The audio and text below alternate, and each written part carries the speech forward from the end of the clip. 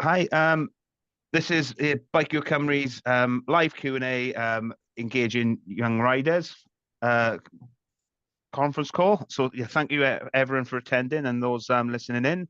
Um, I'm gonna just literally start a hand over to some of our coaches at Bike Your Cymru. I'm gonna hand over to John just to give a bit of an introduction of who he is, a bit of his background and kind of his role within Welsh like and within Bike Your Cymru. John.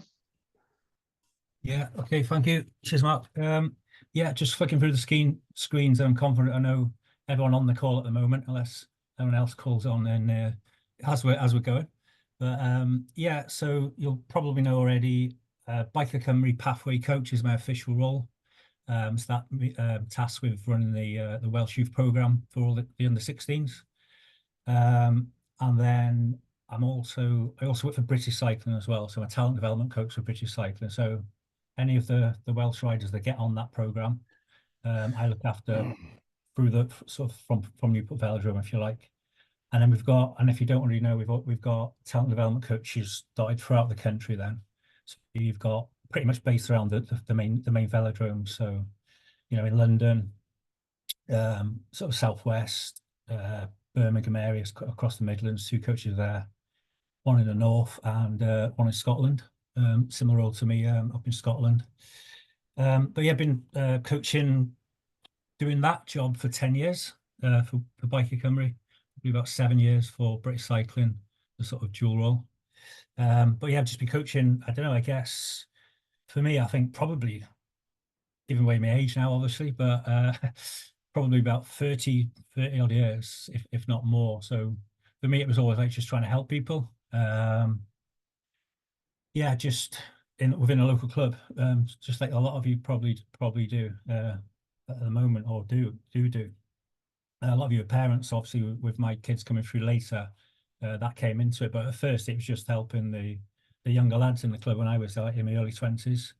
Then going on to do it a bit more serious, but still not professionally. So all voluntary, obviously, with the local club. We've been here. Set up an after schools club. Started stuff on Command and Track, kind of Towie Riders and Velo Mervyn pretty much evolved from the activity that me and my wife set up there. Moved to North Wales and did it all over again. So we set up a brand new club in North Wales, which was Clean Cycling Club, and that became Club Biker Dwyfo now, actually, which still exists. So yeah, lots of kind of lots of time in a voluntary capacity before. Yeah, like I say, 10 years ago, started for Biker Cymru and then on from there. The Biker Cymru role started as just a regional youth coach in West Wales. So we had three coaches throughout Wales running like the regional programs, and they kind of evolved into the role that I've got now. Then. Yeah, thank you very much, John. I think that's exactly what I expected. So that was excellent. Rob, can I pass over to you to do something similar? You can, Mark, yeah. Hi, everyone. My name's Rob Partridge. Born and bred North Walian, now living in South Wales. Cyclist of 20 odd years. I guess started my cycling journey as a bike rider, racing as a youth, and then moved on to junior. And then I spent, I can't remember, 11, 12 years racing for various UCI road teams. I guess like what you'd class like British-based UCI teams. So got, lucky enough to race myself all over the world, Europe and whatever, which is an amazing experience.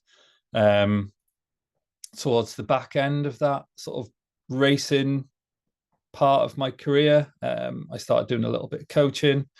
Really enjoyed that.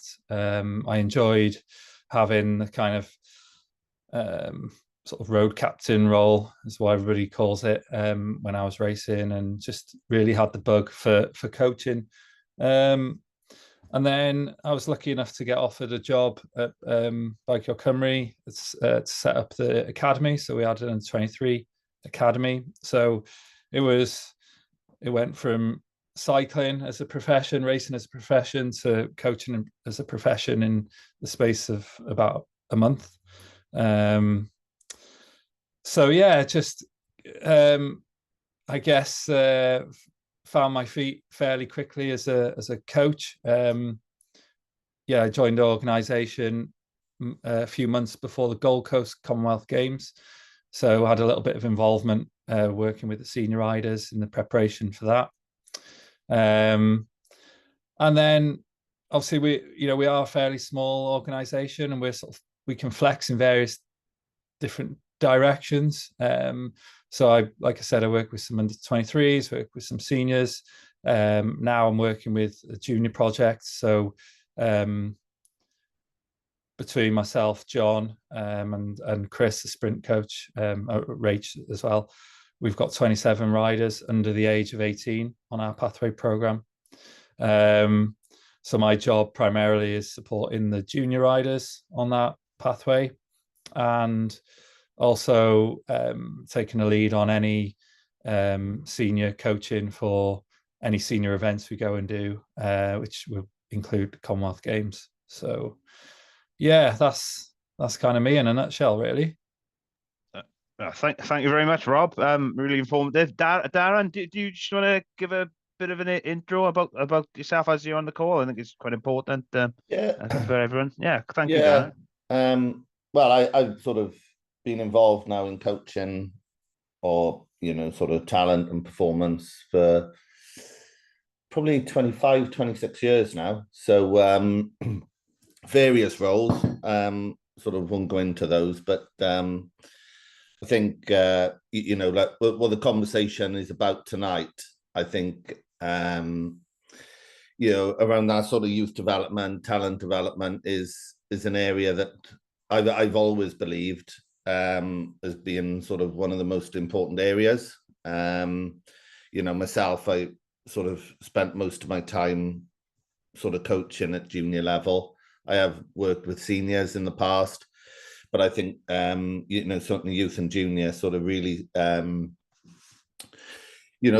puts young people on the sort of right trajectory, and points them in the right direction, gives them a lot of the sort of skills that they need when they progress. So and strategically, I think that's the direction we chose to go in this direction probably 2 years ago, after 2 or 3 years ago now, after the last games, to really sort of try and focus on developing more young people.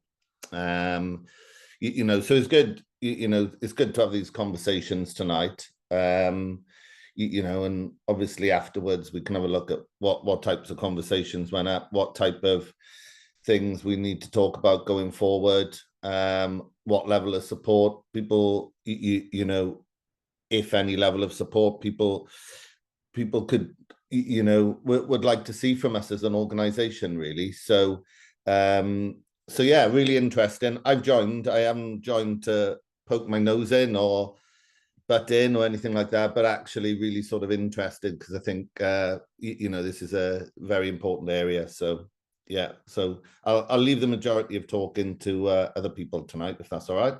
Yeah, that's absolutely fine. But yeah, thank you for coming, Darren. And should there a question come up, I guess potentially you could answer. I guess you can support with that then. So thank you very much. Well, I'll try. You'll try your best, of course. Try. Yeah. Okay, so I'm literally going to hand over to you guys now. So there's two options, isn't there? I'm happy for you guys to talk. If you want to put anything in the chat, if you didn't want to speak out loud, here's your opportunity. The floor's yours. Really, is there? I've got some questions to kind of start things off, if you wanted me to start with one or two of them. But anyone want to go first? What do you want? It's like literally open access. Ask what you want.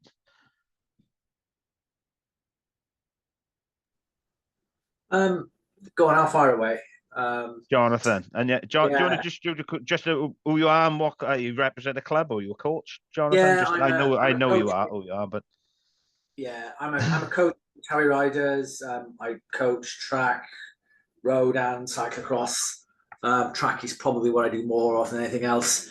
I guess from my perspective, because I've got 2 children who ride, so there's a little bit of self-interest here, but more from a coaching point of view as well. I've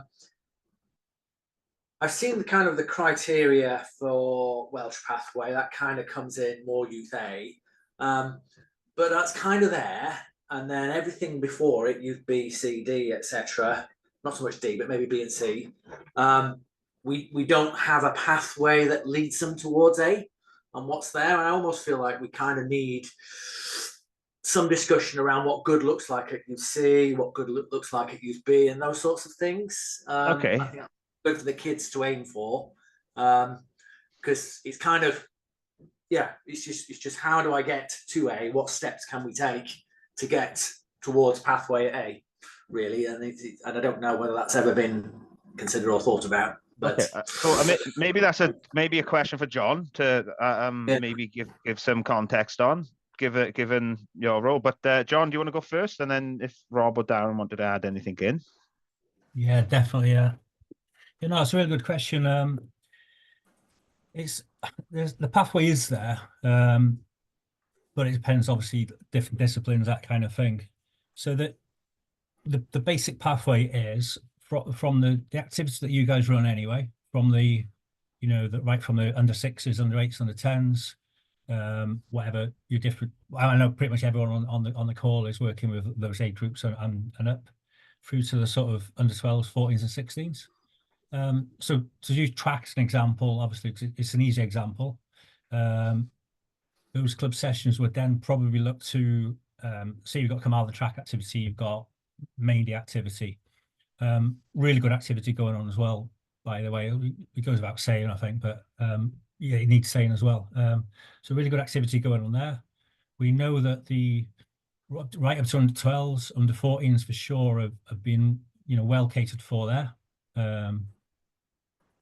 And then it's like, do you want to get onto the indoor track? So the pathway then is there set up even better than it's ever been now in Newport. Owen's come along as well, and Steve's there getting it all. The pathway's really clear in Newport. So it's intro to track, and then it goes on to, basically the Wednesday night session is the first port of call for the under 12s or the kind of newer under 14s.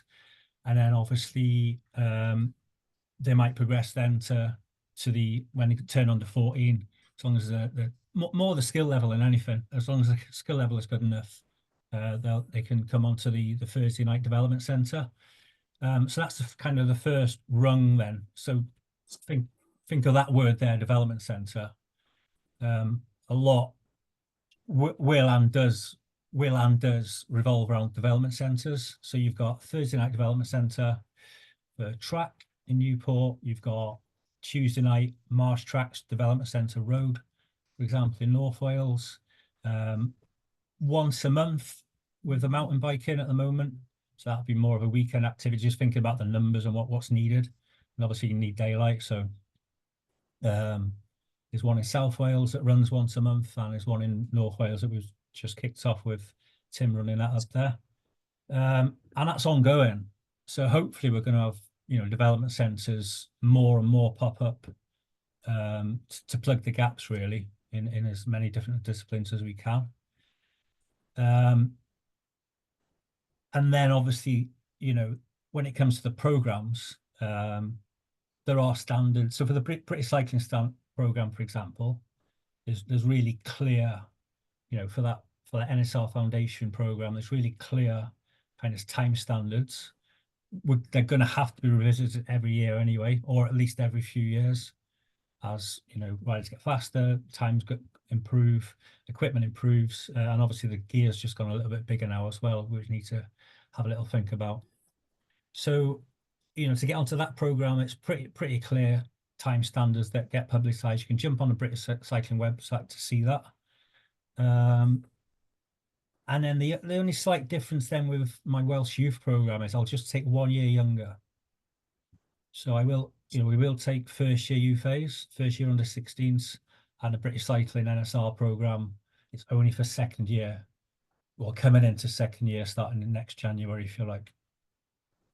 So we'll spread the net a little bit wider with the Welsh program. Start working with them a year younger, and I'll use those standards for the track and road program as a guide. You know, what are they achieving as a youth B? Race results, you know, you'll go and obviously watch a lot of national series races, for example. They're going to have to be, you know, competing, you know, successfully really at a national standard, especially as a youth B, because obviously it only gets higher. It only gets higher once it gets under 16. So there's no set time standards for those first years, but we'll work off time standards for the year old, if that makes sense. Yeah, so I suppose leading to that, you know, what Jonathan, I presume what you want is, yeah, more guidance for, you know, like what does good at youth B look like? What does good at youth C look like? What does good of, and again, we've kind of had those documents for quite a number of years anyway. It's off the back of the Are You Ready books. So we've produced documents in the past off that main template, and a lot of that will be skill based. That makes sense for all the disciplines, for track, road, and mountain bike. And if BMX, obviously BMX version exists as well. Am I kind of getting towards the answer, John? You can keep asking questions. Obviously, it's my. Yeah, I mean, if these documents are around, yeah, I'd quite like to have a look if I can find them. Are they on the web somewhere, or? I'd have to check the latest with those Are You Ready books, but it definitely used to be pretty clear standard. It was a book that you could get hold of. It was quite readily available, and we always used to use that, especially with the regional programs. You can imagine if we were working a lot closer with the clubs, then, you know, we were able to kind of share that information a little bit. People saw these kind of, you know, age group bands, sort of skill level guidance, if you like. You know, there was time, like you used to use the figure of 8, for example. So you can imagine Carmarthen Showground. They used to use the indoor barn there, and it's a dead clear 2 sets of cones, figure of 8. So you kind of, you know, you're testing your cornering and your speed in between the things. And it was a hell standing start, straight kind of, whatever that was, 60 meters or whatever it was, timed kind of, you know, similar, you know, really clear cut conditions that would be quite sort of easy to replicate all over the country, you know. Yeah, what I can do, Jonathan, obviously I've got everyone's emails who have registered.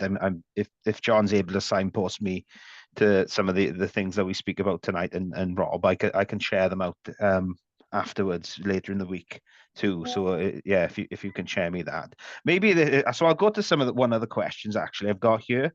It may be relevant to kind of what we spoke about. So I've had some sent in. So how do you spot potential in riders who may not be the fastest but show passion and commitment? So that could be a good question. You know, for right, I'll be past to Rob. What would be your advice around that for the question?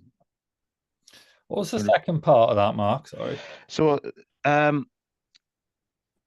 do you spot potential in riders who may not be the fastest at the moment, but they show passion and commitment? So, you know, how would you spot potential talent for your younger rider, like the kind of the age range we were kind of speaking about? Well, I mean, passion and commitment is one of the main things we'd want to see first off. So, but I guess when we do our selections for junior and youth program, you know, we look at results. We look at, I think we use the term, you know, consistent top 6 in national level results, international performances, obviously times in timed events. We also use the term subjective analysis, which is a nice way of saying, as coaches, we need to be able to identify if a rider's got it or not. That, you know, and that's, I think, is quite a key thing to put in there, because we are aware that some riders are later developers than others, and that, you know, if we give them an opportunity, you know, to come onto our program to train with better riders, it will bring them on a bit more. don't know whether that really answers the question, to be honest, Mark, but I think so, and I guess what you're essentially saying is, yeah, there's always them options. It's not always just based on results. However, that is an important part of a talent pathway, isn't it? But there's that, like, that seeing the potential. Yeah, how do you? So that was the question. How do you spot potential? So I guess as well, like everybody, delivering coaching in your own sessions, I'm sure you've all seen, bike riders who just grit their teeth and get on with it. They might not be naturally gifted, but they're there, week after week. They're sinking their teeth into the sessions. They're not complaining. They're just getting on with it. They obviously love it. How do you quantify that? You can't. But I think it's really important for us as coaches to use our coaching eye, to use our coaching sense and think, all right, okay, yeah, this rider's got all those things that you can't really train. They're just embedded. That attitude is embedded, and that's quite hard to coach. That's quite hard to create in an athlete. Most of the time you can help a rider go faster through structured training and improving their skills, but I guess that's one of the things. You've just got to try and nurture it and just try and encourage it more and more, and I guess as a coach, be patient with that individual, that it takes time sometimes to develop physically. Yeah, I think that answers it. Thank you, Rob. So I'll pass back to the room. Really, does anyone else have? Hopefully, you do. It's very quick. Otherwise, anyone else got a question for the guys? Well, I mean, no one's. Yeah, go on. Yeah, I was just going to come back. Go on, Rich. Yeah, we'll go on, Richard. Yeah, if Richard goes, then we can come back to you, Jonathan. Yeah, Richard. Yeah. Those who know me, I'm head coach of Mini Flyers. Over the last, we've got we've got a big club, so we got quite a few riders on, like, the Welsh program, etc. And that inspires a lot of younger riders, and it becomes their main aim is to get on the Welsh program. But we've seen what's happening over the last few years. There's lots and lots of individual coaching going on, with parents paying coaches to train their kids. And started off like under 16s, plus ones who hadn't got on the Welsh program and give them a hand type thing. Then went to 14, and we've even got examples of under 12s on personal training plans. I just wonder what some of your thoughts were on that. We've got quite a few concerns about it. Yeah. So brilliant question. I think is really important. I don't know who wants to start first. Maybe we'll start with Rob first, and then we'll pass it on to John. Maybe on Darren potentially on this as well. So, Rob. I think it's probably better one for John to answer, but I'm just talking from Darren's laughing. I'm just talking from a youth level, but my opinion on it would be, the sort of individual, like, structured training, as it were, parents having to pay for independent coaches. I just don't think there's space for it at that age, personally. I think, an individual like bike rider who's 12, 10, whatever, that young should just concentrate on enjoying their bike riding, getting good, improving their skills, enjoying the social aspect of what cycling brings. Like I said in my previous comment around being patient with bike riders, and you don't want them to burn out by the time they're 16 or 17, when they're going to get into structured training. It becomes much more tailored towards, like, improving their performance at that age. So you don't want them to get to that point and just be completely fed up with following a training program. Yeah, I appreciate as well that parents want what's best for their kid. I don't actually think that's what's best for their kid, but if they're feeling pressured and they're looking at what others are doing, then they're going to follow suit. John and Darren, what's your view? Imagine you probably... We move on to John first, and then maybe Darren can do it. I have got a question as well that maybe could lead into it as well. So, but John? Yeah, definitely. I think once you get to like 14, 15, there's nothing wrong with that structure, having that like bit of guidance. But I think the best coaches are going to be, I think what people get dragged into too much is the actual, the training and what the actual coach is giving them. There's so much more to coaching than just the actual, administering of training. It's the one-to-one. It's a bit more of the, I suppose that's how the programs work quite well, that you've got that contact with the rider. So say, for example, with Richard, with some of your riders, if they're going to Maindy on Tuesday, they're going to the track on Thursday, and they've got another club session or a Welsh session on a Saturday, even if it's like once a month this winter or twice a month, you've kind of got a bit of a pattern of training there already. You're filling in the gaps around that, your Sunday ride, what you're going to be doing on Wednesday, you might rest on Tuesday and Monday and Friday, that kind of thing. So it's more that kind of that guidance really, and that support. I think that's the main thing. But I don't think until they get to 14, 15, there's probably no need for. I mean, people are looking for the guidance, but yeah, it's up to people what they spend the money on if they're going to pay a private coach. But it's certainly not needed before that age, and and if they do get the support, whether it be from a coach or from one of the programs, it's that one-to-one, that personal sort of kind of looking after that person more than anything really. And then everyone's getting tied up too much with what's available out there. We can just jump on whatever now and find out whatever we want, can't we? Really, anyone can. But I think that's one of the problems as well. There's too much information out there now. So yeah, people are getting dragged about. Oh God, that's one of the spiels I use in, say, there's a workshop in an RSR. I'm doing them this winter, but if there's like a training workshop at an RSR, we used to do it. Darren will agree with me. Like we didn't have the internet, but we had Cycling Weekly. You buy Cycling Weekly every week, and then every couple of months would be a different training program. There's this one pro would be doing one thing, you'd be, oh, look at this, like that's what I should be doing, and you start copying that, and then you get this new book for Christmas, brilliant training manual here. Oh, this is what I've been waiting for all along. And you start to do that, but the main thing, as everyone probably knows, it's just consistency and recovering from the training and doing, and I'm that like simple guidance and structure really. Yeah. Thank you, Darren. Do you got anything to add on?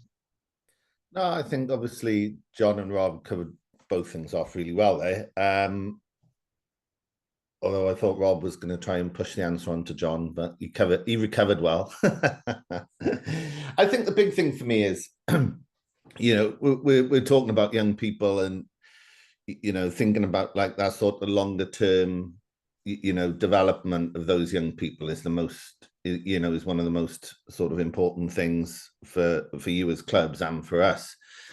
I think, I sort of get why parents have started looking at options, because I think that's partly a result of where the sport has gone as well.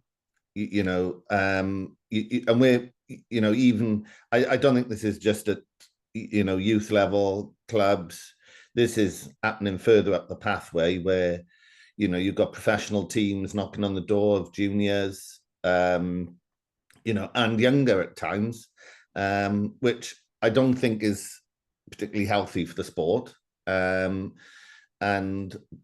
so I think obviously when there's that sort of driver that they want to be seen by particular teams, or they want to get results because they need to hit certain standards on British cycling program. So they probably a lot of parents probably see someone, training peaks accounts and all this type of stuff. And, but for me, as young athletes, is absolutely, there isn't any need for it. I think there's a lot of experience out there amongst the clubs and the coaches, and not to repeat Rob and John, but with good structured weeks as opposed to structured individual sessions can work really well. So I back up exactly what the guys would say, and I think it's important. We do try and discourage it. We're not going to stop it, but I think to try and discourage it and try and work within the clubs a lot more. I think just off the back of what John mentioned about weekly sessions, different types of things going on within the clubs. I think an important part to add to that as well, which I'll drop in now, but maybe pick up another time, is potentially what our events program looks like for young people, because I think that's a real important part of their development.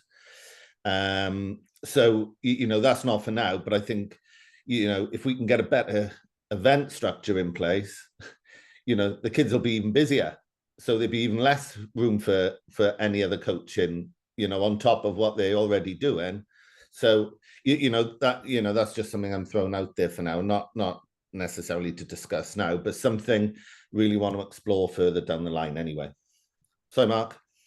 Yeah, that's absolutely fine. Yes, brilliant. Thank you, Richard. You got any other follow-up? No, that's basically what we think that mainly, as much as especially what Rob was saying, really. We had one issue recently where 11-year-old didn't train on a Tuesday, rest day, and I think it's all about enjoying yourself. And they've been told not to come to me because they're having an easy Tuesday. And so, yeah, I totally agree with what Rob was saying. It's very good. Thank you. Great. Thank you, Richard, for that question. Just to follow up with that, Richard, is I guess we're sort of sitting in a privileged position working with Welsh national governing body, and we're coaches that we're lucky to work with really good bike riders. I've got there's a couple of athletes that I work with now, that they're on our junior pathway, and I still see value in them going to your sessions in Maindee. Yeah. You've probably seen them there. Yeah. And they might go and do a little bit beforehand or a bit after, but then they come down to the track and they're still able to get out what they need to get out of that session within that group environment. Yeah. So yeah, just to sort of add something towards that is, that we see value in what you guys are doing, really.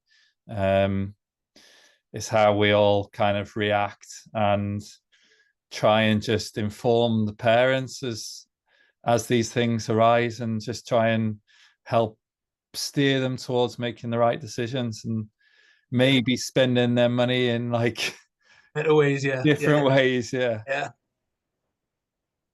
Right. Yes. Great. And Jonathan, did you have anything? Was it more in relation to the last question, or sorry? It's all kind of bound together in a way. I think, I was just picking up on that sort of riders having coaches and so on. I think there's a view out there, and it's creeping. It's kind of inflation, and it's inflation that's creeping down the age groups. So it's around, should you have a coach or not? It's about what bike, have you got a carbon bike? Have you got carbon wheels? Have you got aero bars? All this kind of stuff is creeping down and down the age groups at the moment. So if you watch a UC race, you'll see that nearly all the kids are on carbon bikes and carbon wheels and so on. And it's all that, well, they've got carbon stuff, so we should have carbon stuff and all this kind of thing. So it's quite competitive out there. And parents are always looking for a way to get ahead. even at Youth C, Youth B, it's been like that for a while, but Youth C is becoming that way, and it's creeping towards Youth D as well. So it's I know it's the idea is relax, take it easy, don't worry about it, just go with the flow. But I think a lot of parents, when you speak to them, will be thinking, well, what can I do? What can I do to get push my child on here? And these are the sorts of things that we get to: is best kits, having coaches, and all that kind of stuff. So it's a hard sell to take parents away from that, when that seems to be a well-held view among parents as to what they should be doing. Yeah, so the question I was going to come back on was, I think when you watch racing, you'll see some kids in there who are quite passive almost. They kind of let the race happen and respond to stuff. And then there are other kids who are braver, who try stuff. And I don't know whether there's anything in the sort of pathway criteria that looks for those kids who are trying to read a race and try things and do things, and those sorts of kids, the ones who are happy to have a go and see how it goes, even if they crash and burn, not literally crash, but where they get turned over. But those sorts of kids who have an eye for it, who have an eye to try things and read the race and have a go. And I don't know whether there was anything in the criteria that talked about that or not. If we go to John, have you got anything? Yeah, I think it is in there. Yeah, we'll look at attacking racing, for example, if you like. That's kind of what you've hinted at there a little bit, isn't it? Yeah. You shouldn't have a fear of failure. Especially like your midweek races or your non-national series races. But even in the national series races, we're looking for people are not afraid to be aggressive in the race, try things, and do things in a good way, like attack in a really good way on the track, for example, using track height just after attackers come back with the lull of the bunch and over the top with height, or moving up quickly as the bunch goes up underneath the bunch, all this kind of thing.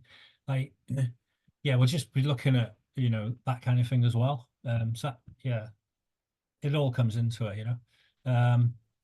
Selections are difficult. They are really, really difficult when it comes to for any of the programs, both the British Cycle and the Welsh program.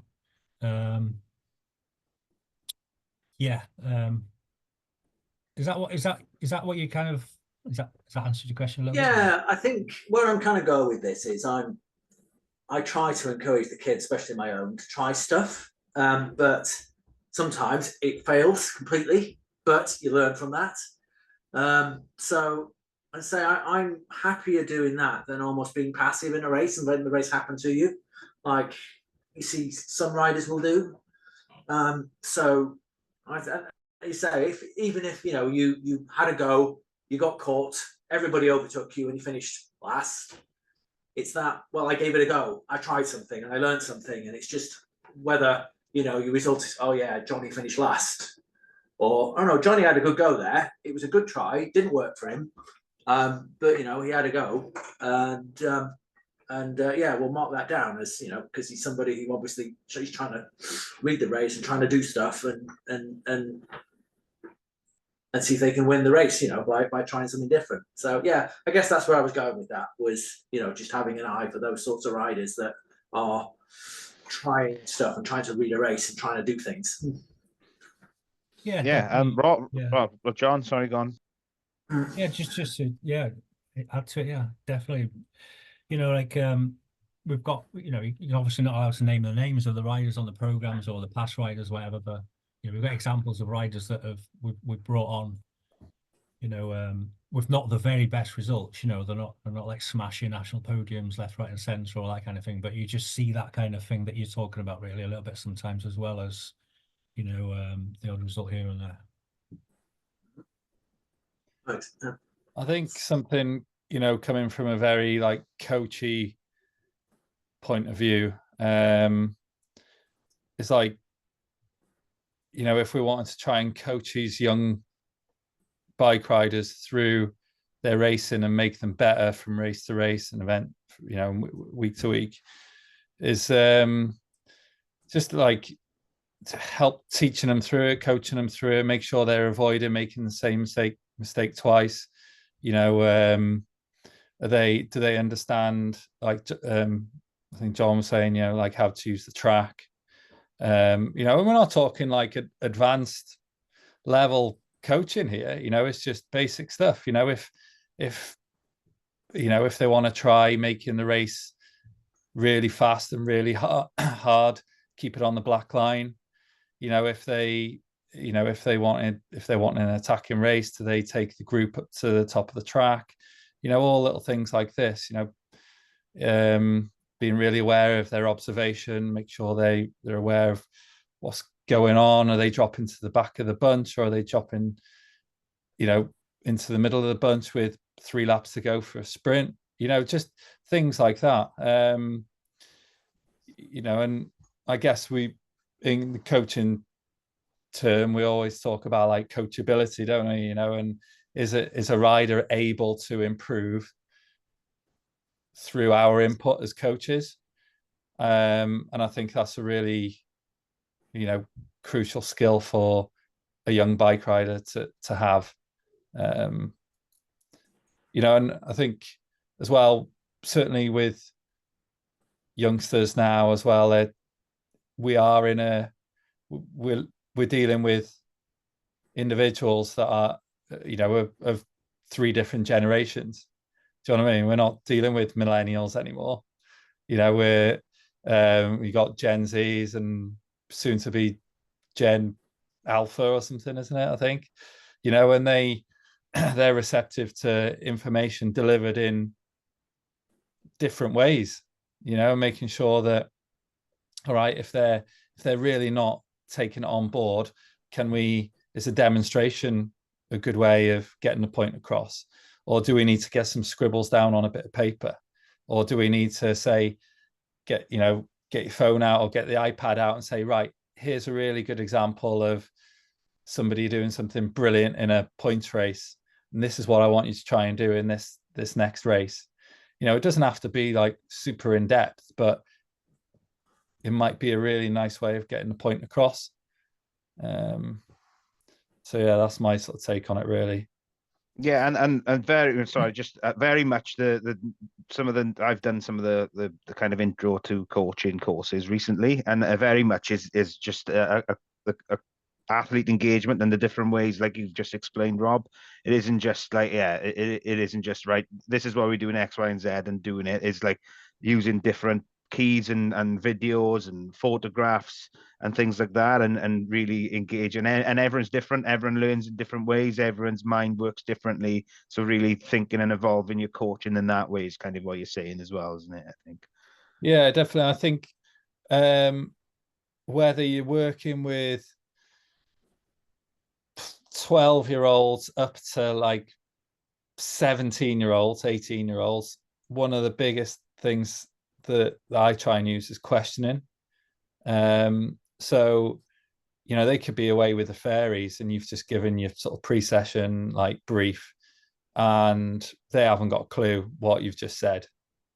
But by questioning them and saying, right, so what are we doing?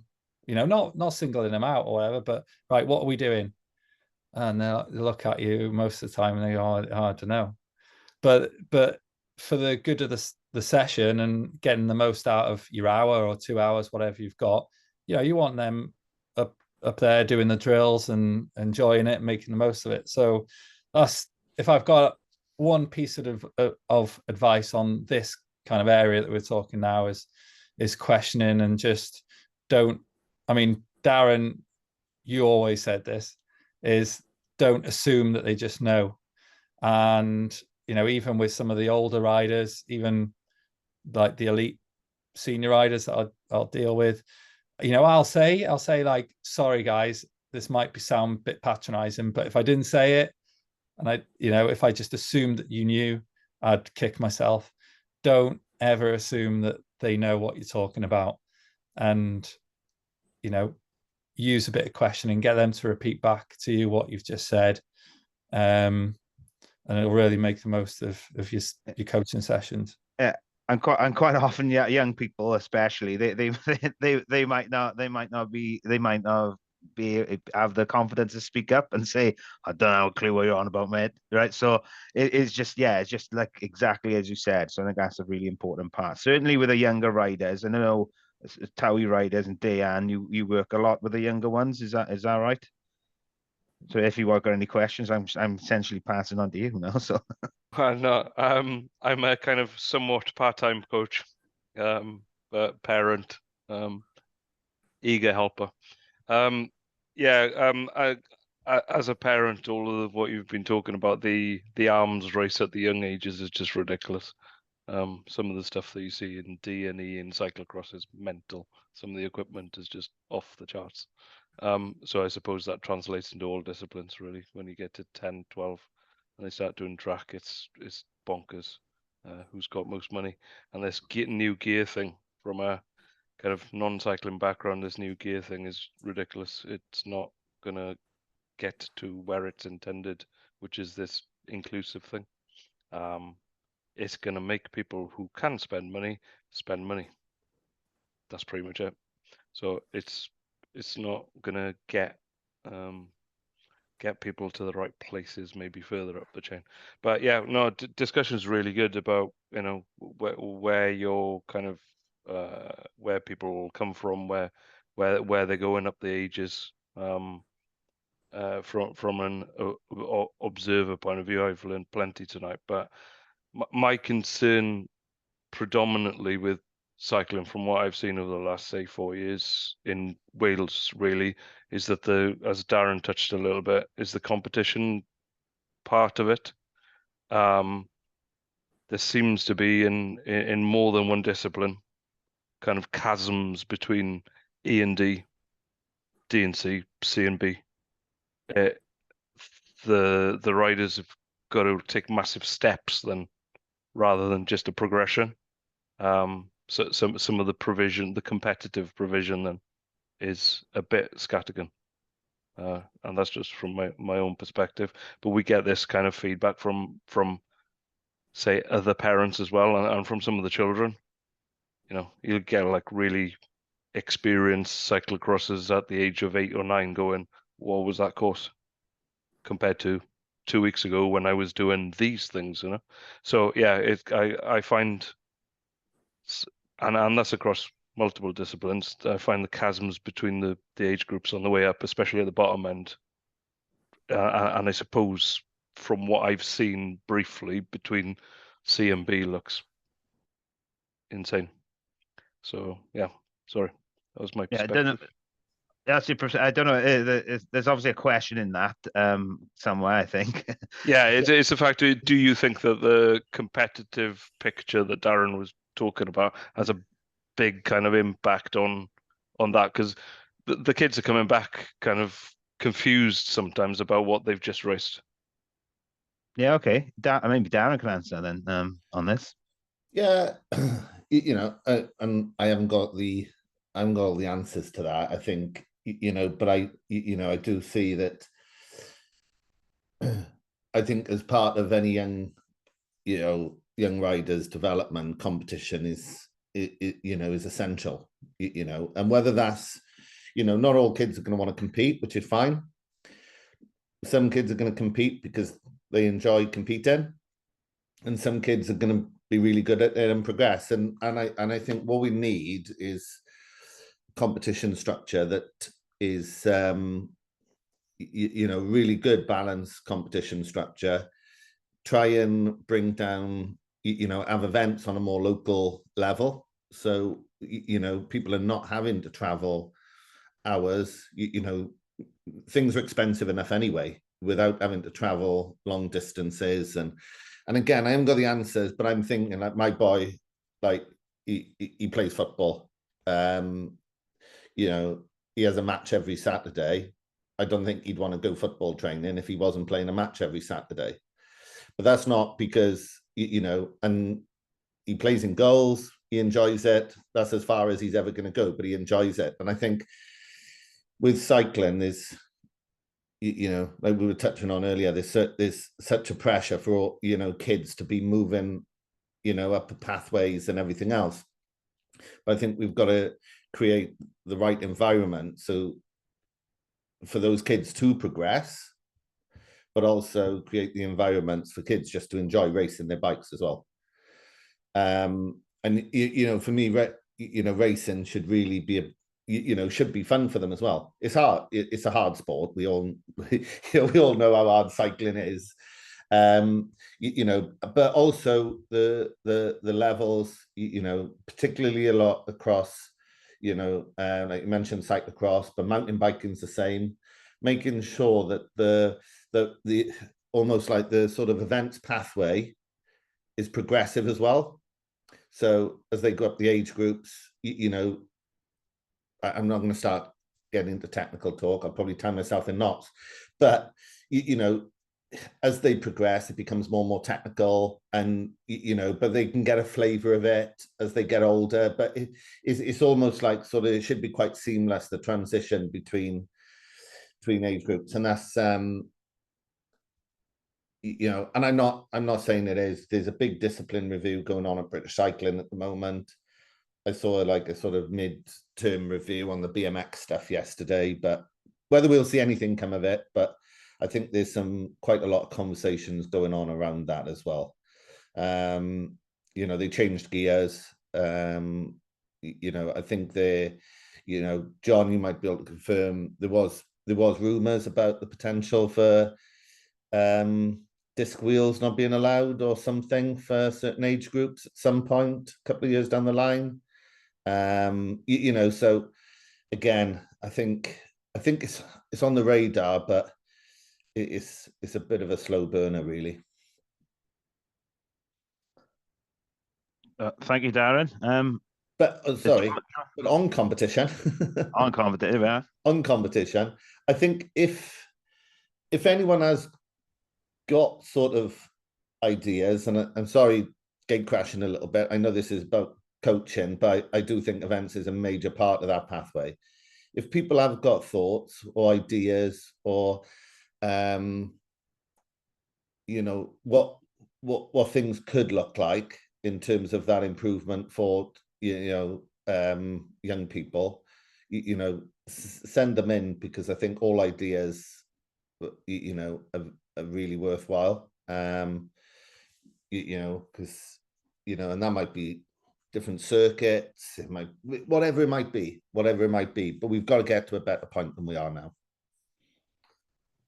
Great, yeah. So yeah, that no, yeah. Send in if you've got any ideas, please send them in, and I think you've probably got somebody's contact details here at least, and Diane can get hold of me, I'm sure, and I can share that with the, you know, maybe Darren and the relevant guys then, maybe in the events team, to have a look at too.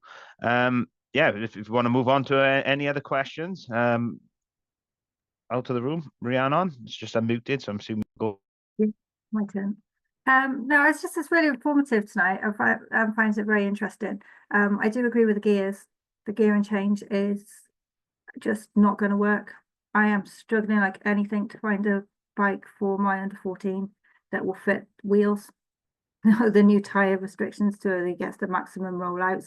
It's just going to be it's just going to penalise those that can't afford at the end of the day, and the ones that can go out and buy a brand new bike just like that, it's going to be okay, fine. But the ones that can't afford to do that, they're going to be penalised because they're not going to have maximum rollout, therefore they're going to naturally fall off the back, and then they're going to have very upset children.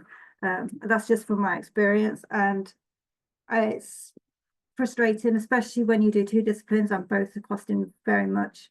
There's quite a lot of money to change the setup to be on the right gearings, with little notice, as in 1 month's notice, no pre-warning from British Cycling about it, just it's being done.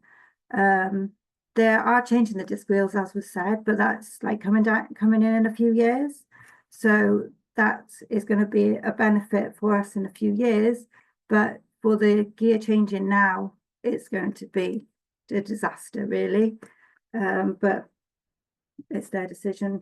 We have to just see if we can find things. But as for tonight, it is being very informative. I was just wondering, with having a incredibly passionate child. He wants to do everything he can. However, he's not the fastest. And how can we support and nurture that talent to develop, to get him to be the best that he can be, in with a chance, in an area where we have no events for under 14s, no real training sessions for under 14s. It's kind of like, if you're in West Wales, you've forgotten. So yeah, what can we do to help our young people in West Wales develop the same as what the development's like in South Wales? Okay. When we're referring to West Wales, are we meaning how far West Wales are we Well, talking I'm about? as far west as you can get. I'm Aberystwyth and Aberystwyth. Yeah, I know. There's I know where nothing up I here. I know where you are. Yeah, you're very far west. So you know, okay. So again, I don't know. Maybe John, do you want to start? What can Rhiannon be doing with it? Yeah, I guess I should. Because obviously, my wife Tina organises quite a bit of racing down on Pembrey. So obviously I could speak for Tina, but obviously I help her out as well. This is my volunteer hat, and obviously nothing to do with my role at all. But it's obviously connected because it's kids racing at the end of the day. And you're right, Rihanna. It's such a shame that obviously this year now again she's not been able to put under 14s and 16s on. Well, either on a Tuesday in Pembrey or Wednesday in Maindy. Sorry, Carmarthen Track. There's a few things going on there. So she did have an under 14 and 16 field quite a few years ago. I think you're going back to the Josh Tarling type of age group, Finn and Sam and people like that were with the youth Bs, where Josh and his mates were youth As, and you had all the girls coming over, a few from Maindy. There was a decent group, probably about maybe 15 at least, which is not bad, 15 or 20. So when you look at the group at the moment that potentially might ride those races, there's not a lot at all at the moment. And what she has sacrificed in the past is the under 12 racing, for that, and then for the adult racing as well, obviously. So what she's decided to do this year is run it, try and start again from the bottom, really, but build from the bottom a little bit, run a bit of under 12 racing, which I know Jonathan and Diane were at the one-off sort of Carmarthen Track event that we did, which seemed quite successful. We've really short notice as well. I think she literally said that was going to happen 2 weeks before, and there was a really good turnout. So it looked like it may be that in West Wales especially, you're going to have to build from the bottom a little bit, have a little bit of patience with it. So in a year or two, you might have more under 14s coming up, with all the good work that's going on in the clubs alongside with that, with the sessions that are doing and so on. And then you've obviously got a bit further east, you've got the Maindy Mini League on Tuesdays as well. So you've got a run of free races for under 14s and 16s. And again, it's not ideal. It's not a great example for you because you live so far over, even more. You live on the coast, like you say, not far from Aberystwyth. So it's not practical for you at all, is it, to get down finish there? school at lunchtime in order to go down to Cardiff. Yeah, and he's coming to GCSE. yeah. I know, but I think if it's doable, maybe some of the other under 14s and 16s could maybe get over to the mini league for a few weeks there. And I think at the moment, that's probably all you can do, because otherwise, I think you've had last couple of years 3 or 4 at the very most, sort of like just riding around Pembrey on their own, split straight away. It's a bit of a non-race, So at the moment, it's difficult. It is really, really frustrating. But you've got to get somewhere with it eventually. So I think, hopefully a bit more activity for the under 12s and below. They might be inspired by that bit of racing on the doorstep, and then in a couple of years, it might hopefully be, it's the same with the fourth cat. She's tried to do fourth cats again, which she hasn't done for about 5-6 years or so, or maybe a bit less. Yeah, hopefully that answers that question. There's probably not enough of a pool of riders at the moment to run evening crits anyway. Weekends are a bit of a different thing. Obviously, you know, if maybe if clubs could get together and look to fill the gaps a little bit, you might be able to plug the gaps and put on a bit of weekend racing for all categories, you know. And then it might come further across then and from Mid Wales and that kind of thing. So that's a shout out to the clubs in the room then, John. No, clearly, do they want to organise some weekend races? No, but yeah, they obviously we're not asking people to do that. But if you guys did want support as clubs to look at that, I'm sure we could 100% support. But I think you've got a lot of experience within your respective clubs too, to kind of do them yourselves, and you do a lot anyway. I think that's fair to say. But yeah, Rhiannon, yeah. Any other questions or follow on? The pool for 14s and 16s over here, we were hit so bad with COVID, no one came back really. And I think I could name the 2 under 14 boys, my son being one of them.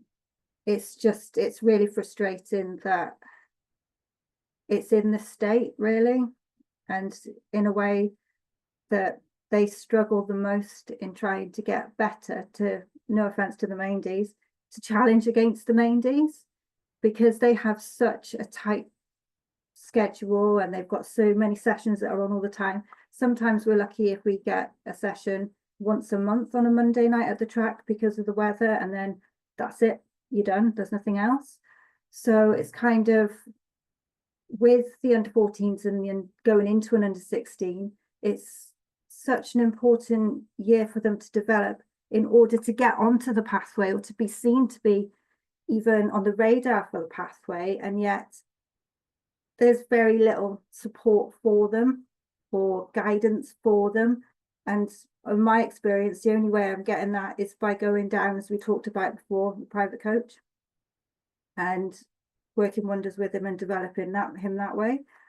Just because we don't have very much provisions in this particular area. In order for him to get any sessions, he has to travel to Carmarthen or to Pembrey for a 2.5-hour journey down to Newport. He does that every weekend, and then he was doing it during the weeks, but his schoolwork was more important, so he had to stop. And he was having to leave school at lunchtime in order to travel all the way down there to be there on time. School is more important than cycling when you're at GCSEs, unfortunately. School put a bit of a limit on it. But it's just frustrating, really.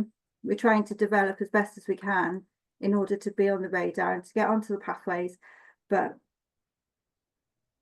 we seem to be facing a lot of barriers because of our locations.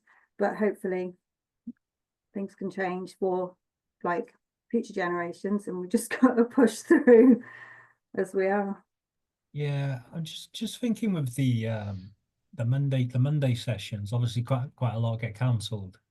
And I correct me if I'm wrong, Jonathan, but that's normally fixed on a Monday, is it? Yeah, fixed wheel only. Yeah. So why don't you just do freewheel when it's like, obviously if it's really bad weather you can't do it anyway, but have the backup of you obviously get them all fixed, but if have the backup of just bring your own bike if it's they have put that to the coaches before. Another thing that's a problem with Mondays is numbers again. Yeah. But I'm not sure, Jonathan, can you remember why they don't like free? Don't like what, sorry? Rain? Why they don't, on Mondays, don't like to change onto freewheel? Yeah, I don't know. I just don't think it's had the energy behind it, if I'm honest, to push it. But I've never been quite sure why we needed to go onto free wheels if it was raining, because I've always felt that you're safer on a track bike in the rain than you are on a free wheel in the rain, because you haven't got brakes to deal with, unless I'm missing something. So I just think it's a personal coach thing. I just think some of the coaches will not coach in the rain for whatever reason. I mean, over on the Towie side, unless it's really beating down heavy with rain, we tend to run them. Unless it's, you know, if the rain sets in, we won't do it. But if it's showery, then we might, and we usually do. So I think it's just a coaching thing. It's a personal thing. The problem with that is that if sessions become sketchy, then people lose interest. So you don't get the critical mass of numbers doing it. And I think the problem we've got in the West is that we, as you say, we have a very small pool of riders now. And because we're so critically low on riders, the competition's not there to drive them on. It's getting better, I think. Younger categories, youth, D and E, I think Dan will agree, we've got some interesting kids coming up. And we've got a critical mass of them that are driving each other on. But I do think B, C, and A here in the West is really, really thin for riders, really, really thin. And I don't know what the answer is, because by that sort of age, you kind of need to have had a few years of cycling in you to sort of be in a position to be competitive in a race. So yeah, I don't know what the answer is to get kids on bikes in West Wales at the moment. We're trying to do it, but it's that lost age group, the older youth groups, is where we've lost them. And you know, once they're gone, they're gone. We've lost them to other sports. But there are younger kids coming up, so they're coming. The big challenge is girls. There's nowhere near enough girls, even within Towie. I think Dan will say that is that what our youth D's and E's are boys. You know, they're nearly all boys. So we've got a number of problems out in the West. And I don't know why, because we've got, you know, there's a decent number of people out here, and Carmarthen's not that difficult to get to, but for whatever reason, we can't get kids on bikes at the moment, and it's something that we need to look at, really. Yeah, so yeah, I hear what you're saying. Obviously, it's an important part of our kind of the bike recovery strategy. Is the two things: young people and women and girls. And you know, we hear you, and you know, we want to try to work with the clubs and the coaches to try and encourage and see if there's ways of coming up in a similar way. If anyone is listening to this as well, or the guys in the room, please reach out and contact us with your ideas similar to the events. You know, we want the community support in kind of developing and driving that forward. You know, there are strategies in place, but you know, I hear what you're saying, Jonathan. If you know, you've got lots of interest, lots of children coming through, but predominantly boys is what you're saying. Yeah. Mm-hmm. Yeah, cool. Okay. Yeah, I got one thing. Go on. Rhiannon, I don't know if it's any Richard. help to you or not. We run sessions on a Saturday and do road rides on Saturday. You know, it doesn't take away the travelling, but we could probably arrange something for some of your riders and the 14s and the 16s to do our Saturday morning session, go out on a road ride. Takes total, I think you'll have about 4 hours riding, longer. It make it worthwhile if you want to consider that. It might be worth us having a chat about that. Yeah, if you want to drop me a line or something at some point, we could. I'll leave the contact, reach out as a Mindy Flyers. Obviously, she can just reach out that way and contact you. That way, I'll do that. Yeah. Yeah, cool. So yeah, we'll move on to another question, I think. Yeah, so thanks for that, guys. We'll take on board lots of what you said there as well. With Dan Jones, he's unmuted, so I think he's ready to go for a question. You go. Yes, thanks. I think, well, just quick intro. So I'm here mostly as a parent this time, having been involved with Mangy Flies in the past, and I try and help Rich out whenever I can with kind of leading road rides and that sort of thing. I wanted to ask the question about kind of private coaches. I think that's been covered. I think that's kind of quite clear. I think just expanding on that a bit, we've also kind of touched on kind of, you know, coaching feedback to the riders and that kind of stuff. And just if you think about kind of the rider experience in its kind of totality, they're getting lots of good things. Is it joined up as well as it could be is kind of the question. So maybe an example, you know, it's kind of, we go to John's Thursday night sessions and you know they're going to be a good workout, but kind of do the riders know before turning up kind of what are they going to be doing, what the benefits are, you know, why do they work as hard as they do in that kind of session?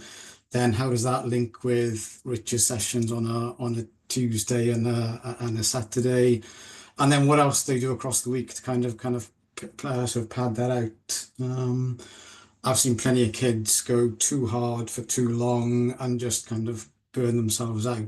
And sometimes just to kind of a quiet word or a kind of arm around the shoulder kind of thing, just to kind of give some of that kind of direction. Sometimes is all they need, but they're getting Yeah. information from lots of places currently, and like I say, not quite sure how we join So- all that.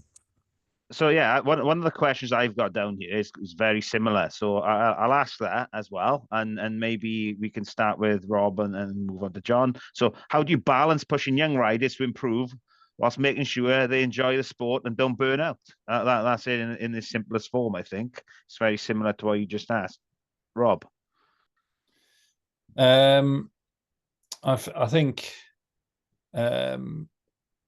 first off, I think is having that word with that individual. If they're one of your riders from your club and you think, oh, do you know what, like, I'm going to give them a bit of advice here. Don't be afraid to have that conversation. I guess support them in whatever they're doing and sort of encourage them to enjoy their cycling, because we're talking about this specific age group here, aren't we? And they should be enjoying their cycling. They shouldn't be, just begrudging going out on their bike. They should be super keen to get out on their bike. I think another thing as well is just making sure that they're fueling well. They're looking after themselves. They're ready for John sessions. They've had a decent snack between school and rushing to do a Maindy session or whatever session it is that they're doing. So they're supporting their health, they're supporting their immune system, they're consistently improving because they're not having missed days of training. I think it's just being that kind of, okay, yeah, you might not be their coach or whatever, but just stepping in as that sort of mentor, knowledgeable role, and just helping them, doing the right thing by them, really. I sort of try and think back to my experience of when I was a young rider in a club. I just ended up getting into cycling through absolute fluke, watching the Tour on Channel 4. Anybody remember when the Tour was on Channel 4, like the glory days? Jan Ullrich, Bobby Julich, that kind of era. And I was like, my parents weren't into sport or anything, but I just thought I wanted to have a go. And if it wasn't for, those saying from that age, the older individuals in the club system, just giving me little tidbits of advice as I developed through the sport, I might have dropped out of the sport and chosen another one, or and that's where I think as coaches or volunteers or parents, we've just got to make sure that we're doing the right thing, giving the right advice. If we don't know what the right advice is, just own up to it. Be like, I don't know. There's lots of information out there, but that might not be the right information for you. We've done a lot of work with our athletes on the program over the years, and one of the big things for me, and I mentioned it earlier, is the nutrition side of things. Kids are on social media now. I always use, there's an example once of Chris Froome putting a tweet out, recovery day at the Tour,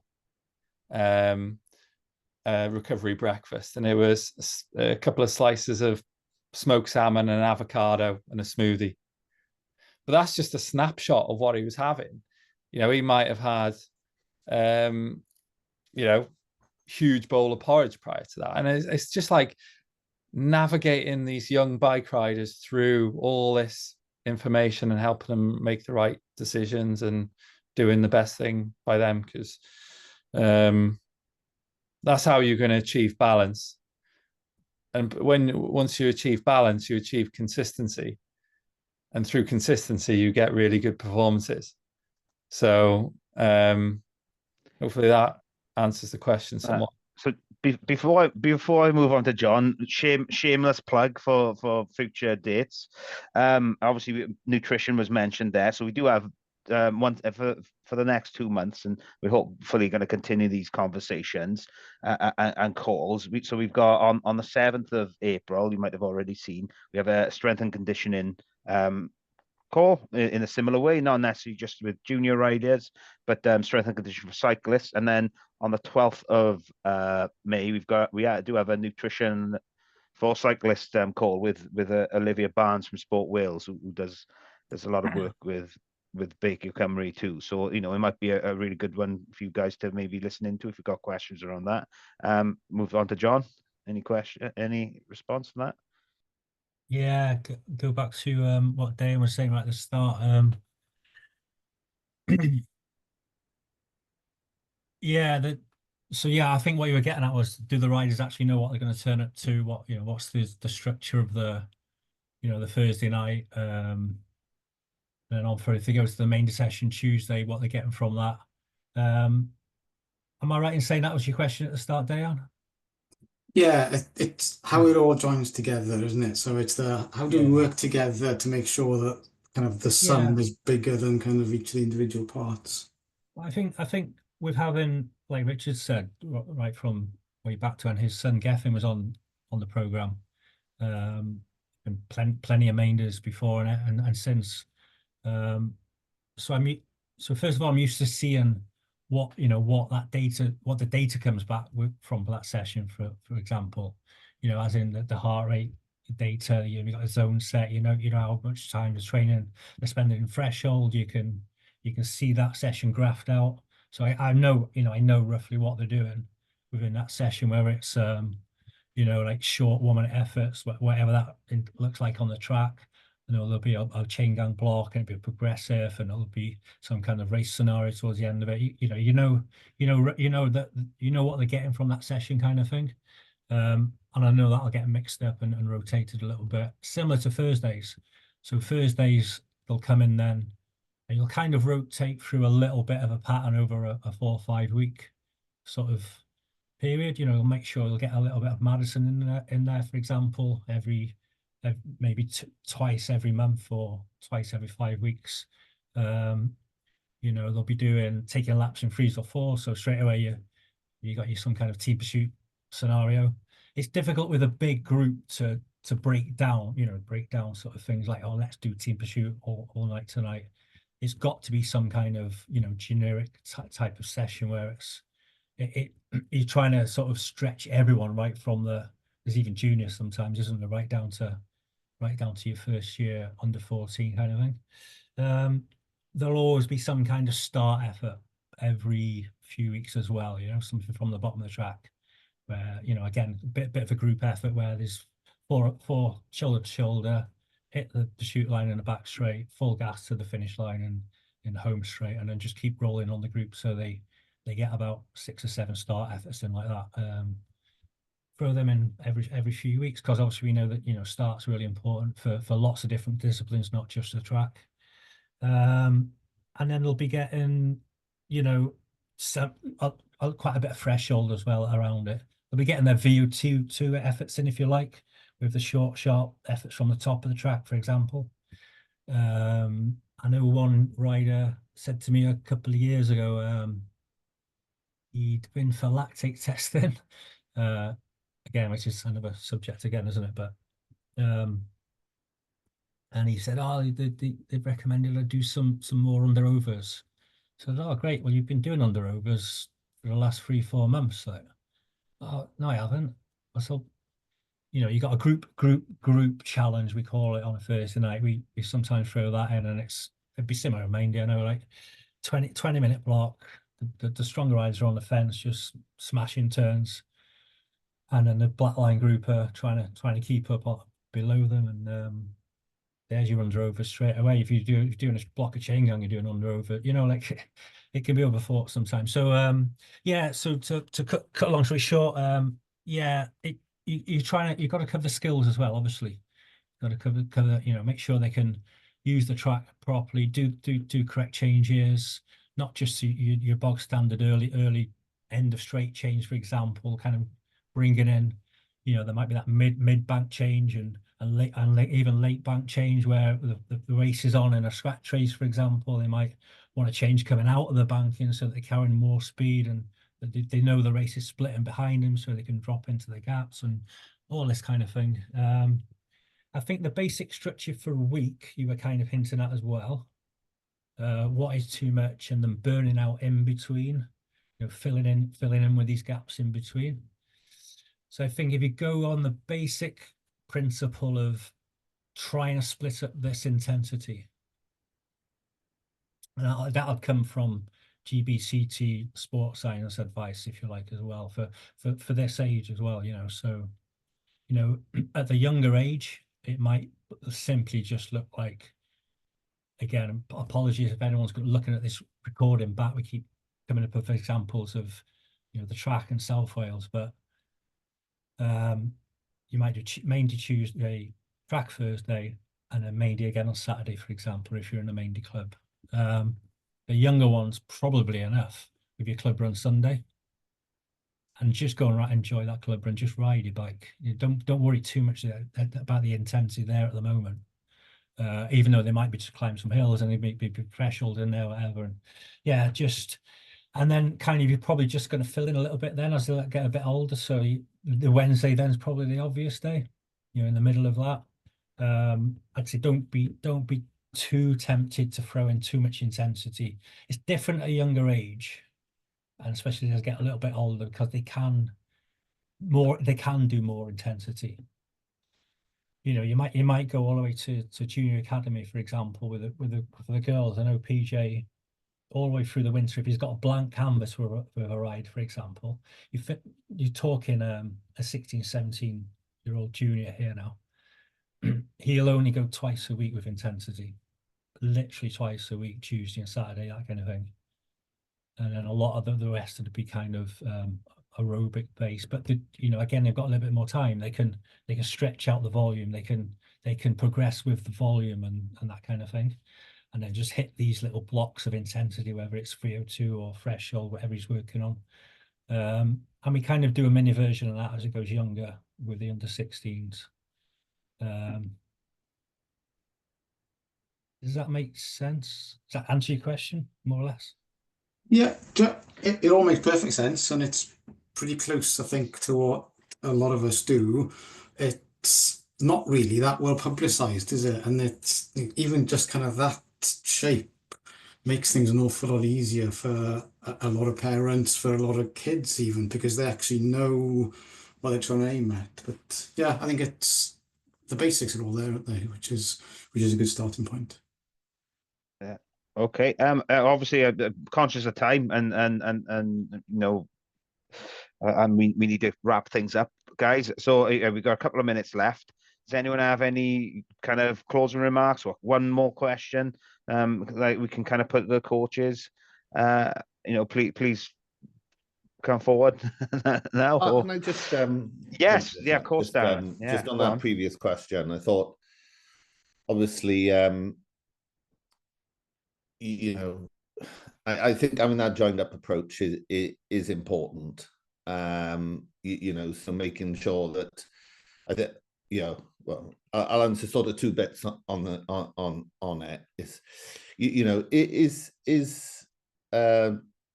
the information and the sessions that are being run on Thursday nights, would that be useful for you as a group of coaches to see what type of stuff is being delivered? So then you can then you can think about what other things you can do then around that. Is that the type of thing you meant? So yeah, essentially, is there potentially an invite, Darren, for maybe some shadowing opportunities or not? I'm not trying to make any work for anyone at the moment, so yeah, okay. I'm trying to think of ways where potentially is that the type of thing you're potentially thinking of, or so as a club then right, Thursday they're doing A, B, and C, so we can make sure we do D and F, that type of thing. Is that the type of thing you were thinking? So a little bit better communication on what's being delivered. So yeah. Yeah, and so we got a nod from the Antowie Riders, and Richard said yes. So I'm assuming that's definitely something that we kind of would like to create some better. Yeah, I'm not trying to create work for anyone. I'm just thinking about I got you. you know how because I do see your point, and I also then going back to the question around you know, kids burning out and everything else. That you know, everyone sees in many sports the sort of dropout and everything else, and I think you know the last thing we want to see in cycling is kids dropping out of the sport. And you know, I think part of that sort of you know burnout or kids stepping away from the sport really is you know is around that. It's a tough time for teenagers, isn't it? That whole sort of period through you know they're sort of changing themselves. You know they're becoming into young adults.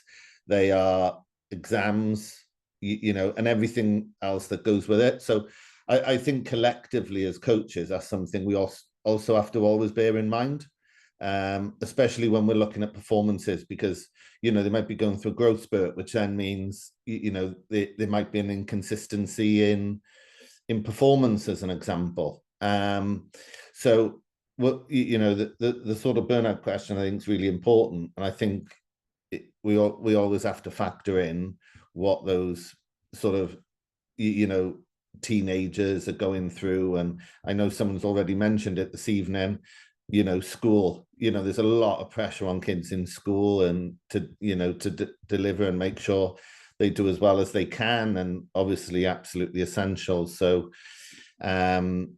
yeah, so for me around that burnout is everything else outside the cycling as well. We have to take into consideration and sort of manage as well. And you know, as a governing body, hopefully you know we're doing that as you know as well as we can as well.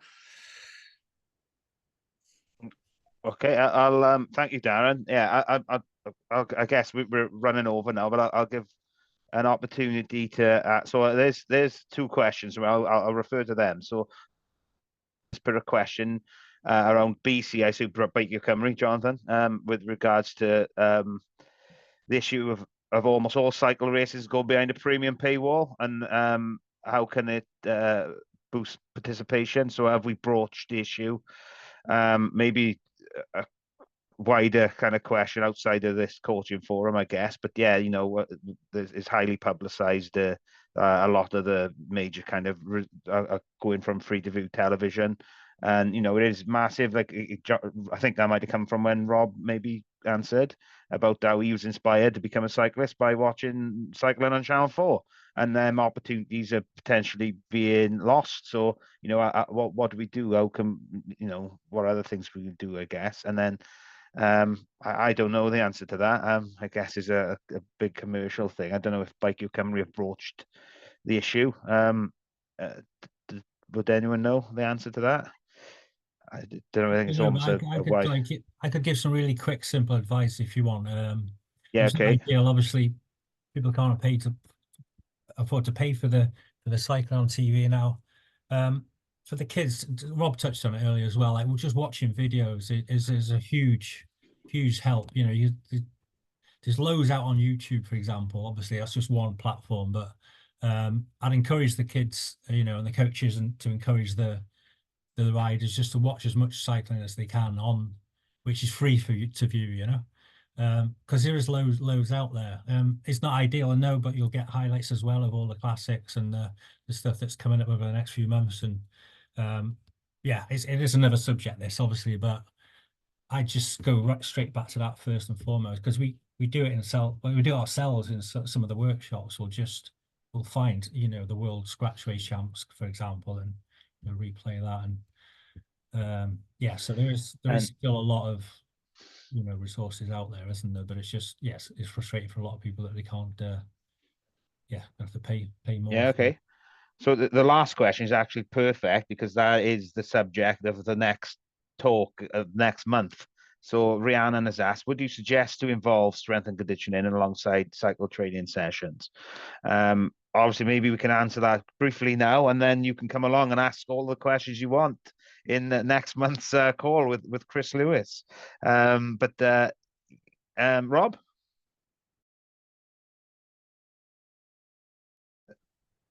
I guess from a youth level, I would always, again, John step in, but would always sort of say like body weight exercises, probably the go-to. With some of the over 16 junior athletes I work with, yeah, we use strength and conditioning. Again, they do a lot of body weight stuff. In the winter, they do a little bit of running as well, mixing things up. But yes, I guess some of the heavier sort of workloads in the gym, they'll be doing some, back squat, front squat, things like that, because, team pursuit, they're riding on quite big gears there. But I am talking from junior level up. John, step in here around what you would advise the well, I assume with regards to Rhiannon, the question, I assume again in relation to your child. So he's 13 now, I think. 14 now. So around that age, then, John. Yeah, I guess it's just those sort of body weight exercises. Like really develop the strong core, range of movement, really important. So you can do some squats without any weight. Go in like full range of movement. It's all going to help cycling. It's going to help from injury prevention side of things. How many bike riders do we know that have had knee injuries? It's it's never the villain that cries out, it's always the victim, isn't it? So you got a bad knee, you probably need to start looking somewhere else, like IT band, glute, something like that. But I definitely don't think of that at the age of your son. I don't think he needs to go doing any weighted squats or anything like that. No.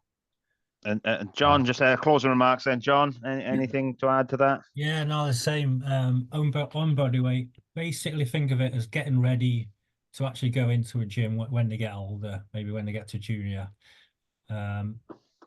Just and all the own body weight movements that are leading towards that. So like single leg squats, own body weight squats, maybe to warm up for single leg sort of split squats, all this kind of thing. Bit of core work, a couple of times a week. Yeah, and that's it really. And the GBCT are quite keen pushing down to our under 16 level more and more with things like pre-ride moves now. So again, Jacobo, the main BC coach that works with us with that, has just tried to make that routine really, really simple now, because it used to be a set of about 5 or 6 different exercises. Well, he broke it down to just three really simple exercises, which you just rotate through. Takes them about 4 or 5 minutes, and then they're ready to get on the rollers maybe before a track session, or start their warm up. Trying to encourage that before every single ride if they can. What the programs, and then some post ride moves. Then so like Rob said, keep flexible, because you're not going to be flexible forever. Keep that going, and then just keep it really simple with own body weight. Upper and body weight exercises like. Yeah, and it leads perfectly on to the next session. So please, Rhiannon, come along to that one, and we encourage everyone to maybe come along to the next talk on the 7th of next month, which is going to focus specifically on the strength and conditioning aspect, and not just for junior riders, but maybe for adults as well. So I'm going to wrap it up unless there's any burning other questions that somebody really wants to ask right now, and I'm going to stop the recording. But thank you so much for those who have attended, and and hopefully those who listen in have got some value out of tuning in and listening. So thank you very much, everyone. Thank you. Thank you, Mark. Thank you. You. Thank you. Thanks, everyone.